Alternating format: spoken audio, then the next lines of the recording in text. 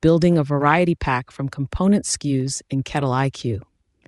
In this short training, I'll show you how item transformations combines finished goods into a new parent SKU, checks your inventory, and keeps finished goods counts accurate automatically. Let's take a look. You'll find this under Production, Item Transformations from your dashboard. Use item transformations when you need to combine finished goods into a new packaged SKU, an 8-pack variety case, a mixed case of your core lineup.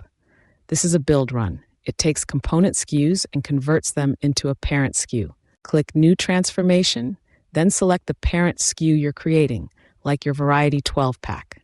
I'll show you the recipe for that pack, which component SKUs go in, and how many of each. Enter how many parent units you're building, and I'll calculate exactly how many of each component SKU you'll consume, checking you have enough finished inventory on hand. If you're short on anything, I'll flag it before you commit. Confirm the quantities, then run build. I deduct the component SKUs from finished goods and add the new parent SKU at the quantity you built. The run drops into the history here, so your finished goods counts stay accurate without a manual adjustment.